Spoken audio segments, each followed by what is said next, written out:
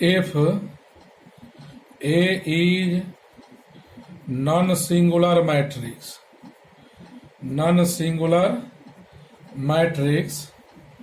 then A inverse का determinant बराबर होगा उसके डिटर्मिनांट का रेसिप्रोकल। मैट्रिक्स के इनवर्स का डिटर्मिनांट निकालना हो तो डिटर्मिनांट निकाल लीजिएगा मैट्रिक्स का, उसका जो रेसिप्रोकल होगा ये दोनों इक्वल हो जाएगा।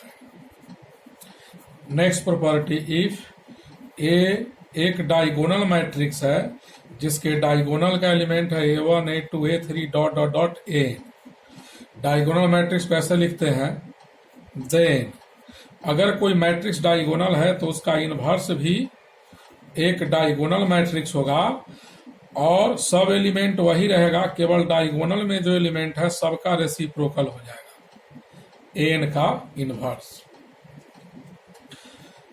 अब एक सवाल देखिए, कहता है find the inverse of the matrix A is equal to,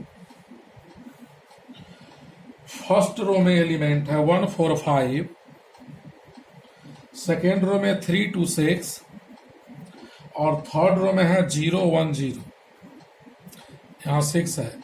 इस मैट्रिक्स का इन्वर्स निकालना है। तो जब भी मैट्रिक्स का इन्वर्स निकालना हो तो सबसे पहले हम लोग डिटर्मिनांट निकाल लेते हैं, उसका चेक कर लेते हैं वो सिंगुलर है या नॉन सिंगुलर। अगर नॉन सिंगुलर होगा तो इन्वर्स निकलेगा, नॉन सिंगुलर नहीं होगा तो इन्वर्स नहीं निकलेगा। तो देखिए, since A is equal to, एक मैट्रिक्स है 1 4 5 3 2 6 0 1 0। अब दोनों तरफ डिटर्मिनांट का साइन लिया। पहले डिटर्मिनांट निकाल करके चेक कर लेंगे दिया गया मैट्रिक्स सिंगुलर है या नॉन सिंगुलर। तो देखिए, एक्सपेंड करते हैं, expanding along R3, third row में 2 0 है तो 0 नहीं लेंगे 1 लेंगे, प्लस माइनस, यहाँ माइनस होगा 1 होगा इंटू डिटर्मिनांट, इसको और इसको क्लोज करेंगे 1 3 5 6, इसका वैल्यू आएगा 6 माइनस 15 माइनस 9 यानी 9। तो A का डिटर्मिनांट 9 आया, इसीलिए हम लिखेंगे कि determinant of A not is equal to 0। तो A क्या हो गया, A is non singular matrix, A is non singular matrix. अब A नॉन सिंगुलर मैट्रिक्स है इसीलिए A इनवर्स एग्जिस्ट करेगा, A इनवर्स एग्जिस्ट करेगा, यानी जो मैट्रिक्स नॉन सिंगुलर होता है उसी का इनवर्स निकलता है। अब इनवर्स निकालने के पहले इसके अंदर जितना एलिमेंट है सबका कोफैक्टर निकालना होगा। तो नेक्स्ट पेज पर देखिए,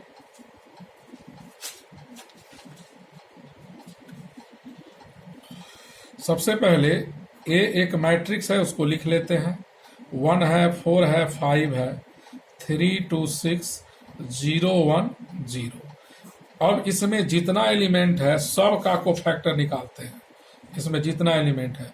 तो C11 का मतलब cofactor of first row first column का एलिमेंट, यानी इसका मीनिंग हुआ कोफैक्टर ऑफ 1 C11। तो प्लस का साइन इंटू डिटर्मिनांट, इसको और इसको क्लोज करेंगे 2 1 6 0 यानी 0 माइनस 6 आया। C12 का मतलब cofactor of 4 first row second column, तो 4 का कोफैक्टर प्लस के बाद साइन स्कीम में माइनस होगा इंटू डिटर्मिनांट, इसको क्लोज कीजिए इसको क्लोज 3 0 6 0 तो 0 minus equal to 0। C13 cofactor of 5 plus sign लेंगे, साइन स्कीम लगता है कोफैक्टर में, इसको और इसको क्लोज करेंगे, इसको और इसको क्लोज तो 3 0 2 1 यानी कि 3 माइनस 0 3 आएगा। अब C21 second row first column, तो सेकेंड रो फर्स्ट कॉलम 3 हुआ, कोफैक्टर ऑफ 3 तो 3 का कोफैक्टर माइनस इंटू डिटर्मिनांट, 3, इसको और इसको क्लोज करेंगे तो यहाँ 4 1, इसको और इसको क्लोज करेंगे तो 4 1 5 0, यानी -0 - 5 5 होगा। C21 का वैल्यू 5 आया। अब हम लोग C23 निकालें। C22 को फैक्टर ऑफ 2 प्लस होगा साइन, इस 2 का को फैक्टर, इसको क्लोज कीजिए, इसको क्लोज कीजिए तो 1 0 1 0 5 0 1 0 5 0, यानी 0 - 0 0 आंसर हुआ। C23 second row third column cofactor of 6, तो 6 का को फैक्टर क्या होगा, प्लस माइनस, यहाँ साइन लेंगे। 6 का को फैक्टर तो 6 है, इसको और इसको क्लोज करेंगे 1 0 4 1 1 0 4 1, तो -1 - 0 यानी -1 आया। C23 का वैल्यू -1 और C22 का वैल्यू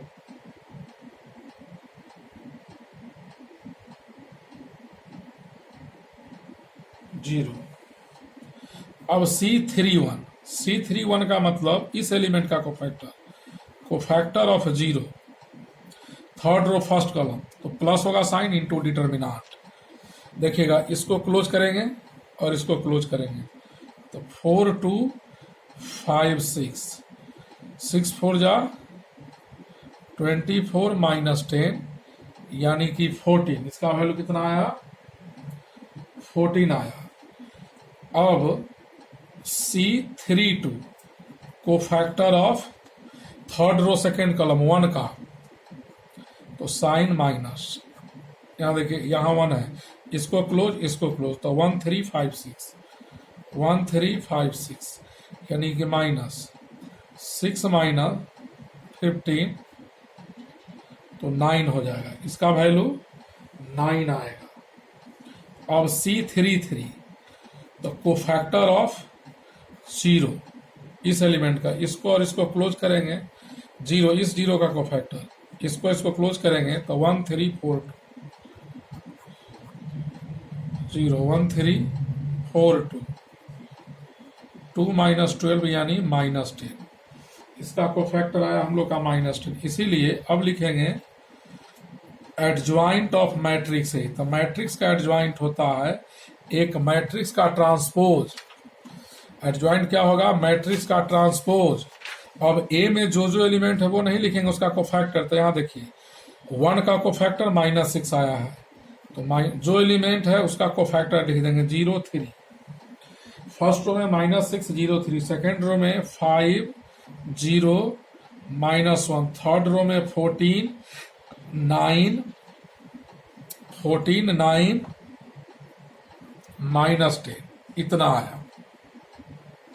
अब इसका ट्रांसपोज तो करेंगे क्या, जो रो में है उसको कॉलम में 6 0 -6 0 3 5 0 -1 14 9 -10, ये हमारा एडजॉइंट निकल गया। फर्स्ट रो में इतना, सेकेंड रो में इतना, थर्ड रो में इतना। अब हमको ए का इनवर्स निकालना है, तो ए का इनवर्स निकालने के लिए फॉर्मूला होता है A inverse equal to adjoint of A by determinant of A. तो ए का एडजॉइंट जो निकला है यहाँ देखिए -6 5 14 0 0 9 3 -1 -10, और ए का डिटर्मिनेंट कुछ देर पहले हम लोग निकाले हैं 9। ए का डिटर्मिनेंट यहाँ हम लोग 9 निकाल चुके हैं। ए का डिटर्मिनेंट कितना है 9, तो 9 से डिवाइड करेंगे। तो मैट्रिक्स में है कि मल्टीप्लाई या डिवाइड करो तो अंदर में जितना एलिमेंट है सब में, तो -6/9 5/9 14/9 0/9 0 0/9 0 9/9, या लिख सकते हैं अभी पूरा लिखे बाद में 3/9 -1/9 -10/9। तो इसको हम लोग लिखेंगे A inverse is equal to 3 2 जा 6 3 3 जा 9 5/9 14/9। 0/9 0, 9/9 1, 3/9 1/3, -1/9 -10/9। ये हमारा इनवर्स निकला। इनवर्स निकालने के लिए कोफैक्टर जरूरी है। सबसे पहले आप लोग कोफैक्टर निकालना सीख लें। Next, trace of A matrix. Trace क्या होता है? किसी मैट्रिक्स का ट्रेस होता है कि मैट्रिक्स में स्क्वायर मैट्रिक्स के प्रिंसिपल डायगोनल के एलिमेंट का सम। देखिए, let A is equal to A I J N cross N, यानी ए हमारा स्क्वायर मैट्रिक्स है एन क्रॉस एन ऑर्डर का। Be a square matrix, then the sum of all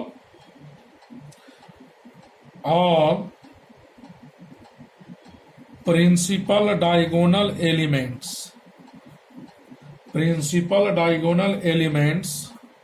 of A is called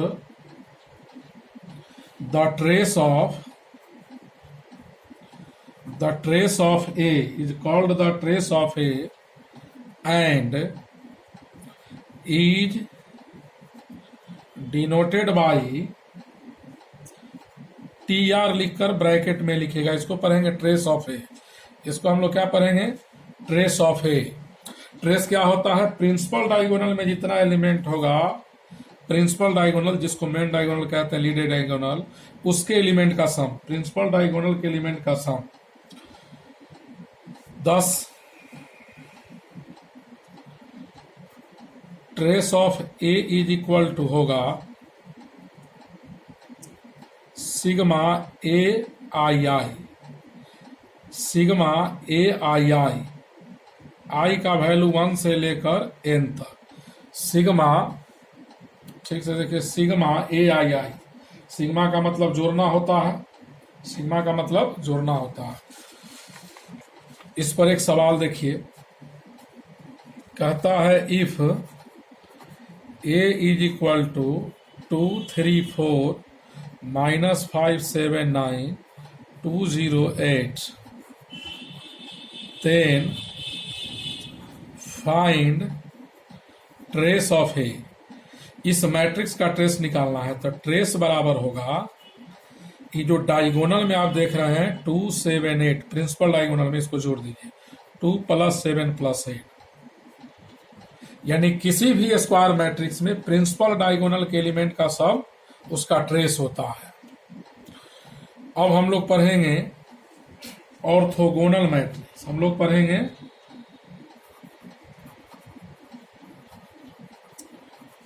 orthogonal matrix. Orthogonal matrix क्या होता है? देखिए, और square matrix A is called an orthogonal matrix if A into A का transpose equal to A का transpose into A equal to unit matrix. यानी किसी matrix में उसके ट्रांसपोज को मल्टीप्लाई कीजिए बाद में, या पहले ट्रांसपोज को उसमें इंटू कीजिए, ये दोनों इक्वल होगा और ये दोनों का वैल्यू आइडेंटिटी मैट्रिक्स होगा। आई का वही ऑर्डर होगा जो ए का ऑर्डर होगा। अगर आई n क्रॉस n ऑर्डर का है तो ए भी n क्रॉस n ऑर्डर का होगा। यानी मैट्रिक्स ऑर्थोगोनल कब होगा? जब किसी मैट्रिक्स में उसके ट्रांसपोज को गुणा करे और वो कैसा मैट्रिक्स आ जाए? Identity matrix. तब हम लोग ए को कहेंगे ऑर्थोगोनल मैट्रिक्स। अब इसमें प्रॉपर्टी है, तो प्रॉपर्टीज देखिए, जो मैट्रिक्स ऑर्थोगोनल होता है वो नॉन सिंगुलर होता है। पहला property, every orthogonal matrix matrix is non singular. जो मैट्रिक्स ऑर्थोगोनल होता है वो नॉन सिंगुलर होता है। कैसे? तो देखिए, लेट मान लिया ए इज एन ऑर्थोगोनल मैट्रिक्स। इसीलिए थ्योरी क्या कहता है, अगर ए ऑर्थोगोनल है तो ए में ए का ट्रांसपोज गुना करेंगे या ए के ट्रांसपोज में ए गुना करेंगे, यह आइडेंटिटी मैट्रिक्स होगा। अब ए इंटू ए का ट्रांसपोज आई है, टेकिंग डिटर्मिनांट बोथ साइड, तो इधर आई का डिटर्मिनांट होगा। अब देखिएगा, पिछले वीडियो में डिटर्मिनांट कई बार बता चुके हैं कि यहाँ दो मैट्रिक्स के प्रोडक्ट का डिटर्मिनांट या उसके अलग अलग डिटर्मिनांट का प्रोडक्ट इक्वल होगा, और आइडेंटिटी मैट्रिक्स का डिटर्मिनांट ऑलवेज 1 होता है। तो दो डिटर्मिनांट का प्रोडक्ट 1 आया, इसका मतलब डिटर्मिनांट ऑफ ए 0 नहीं है। तो एक ऐसा मैट्रिक्स होगा, A is non singular matrix, यह मैट्रिक्स नॉन सिंगुलर होगा। नेक्स्ट प्रॉपर्टी है, if A and B are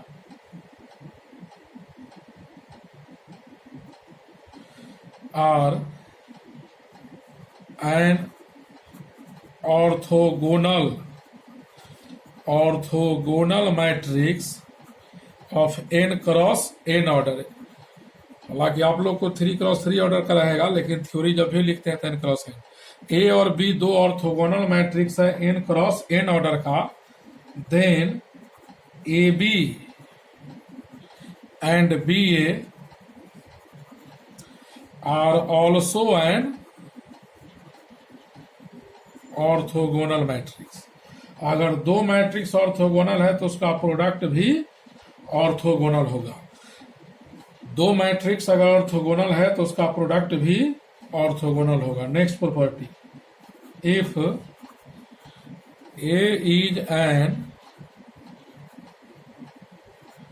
orthogonal matrix then A का ट्रांसपोज एंड ए इनवर्स। अगर कोई मैट्रिक्स ऑर्थोगोनल है तो उसका ट्रांसपोज भी ऑर्थोगोनल होगा, उसका इनवर्स भी ऑर्थोगोनल होगा।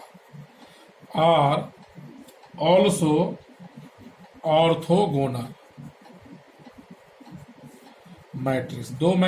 अगर कोई मैट्रिक्स ऑर्थोगोनल है तो उसका ट्रांसपोज भी ऑर्थोगोनल होता है, उसका इनवर्स भी ऑर्थोगोनल होता है। Idempotent matrix,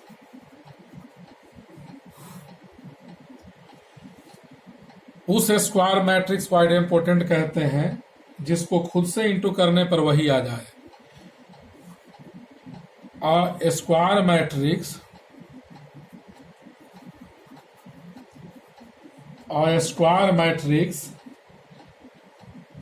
A is called N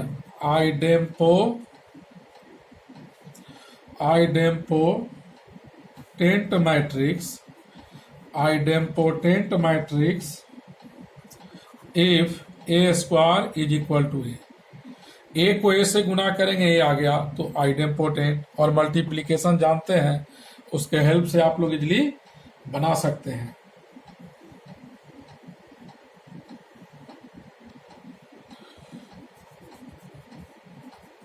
involutory matrix, ये क्या होता है देखिए, और square matrix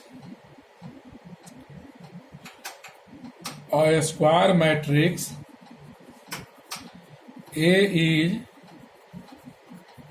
to be involutory matrix when A square is equal to identity matrix. यानी यह मैट्रिक्स है इनवोल्यूटरी कब कहलाएगा, ए को ए से इंटू करेंगे और आइडेंटिटी मैट्रिक्स आएगा। अब आइए नीलपोटेंट मैट्रिक्स, इस बोर्ड में नहीं आता है, कंपटीशन के लिए पढ़ा दे रहे हैं। बोर्ड में 2 टॉपिक बचा, system of linear equation, XYZ का मान निकालना और elementary row operation next 2 video में वो खत्म हो जाएगा। उसके बाद शुरू से सवाल बता देंगे। नीलपोटेंट मैट्रिक्स और square matrix A of n cross n order is to be nilpotent matrix when a का पावर n, यानी a n cross n order का है तो a को n टाइम्स अपने आप से मल्टीप्लाई करेंगे तो नल मैट्रिक्स होगा, बट a का power n minus 1 null matrix नहीं होगा। यानी थर्ड ऑर्डर का मैट्रिक्स है तो ए क्यू नल होगा, ए स्क्वायर नल नहीं होगा। Nilpotent matrix. अब आगे हम लोग पढ़ेंगे 2 टॉपिक बचा, सिस्टम ऑफ लीनियर इक्वेशन और एलिमेंट्री रो ट्रांसफॉर्मेशन। वो पढ़ाने के बाद फिर शुरू से डिटर्मिनेंट मैट्रिक्स का सवाल आप लोग को बनाकर भेज देंगे। 2 दिन और थ्योरी चलेगा।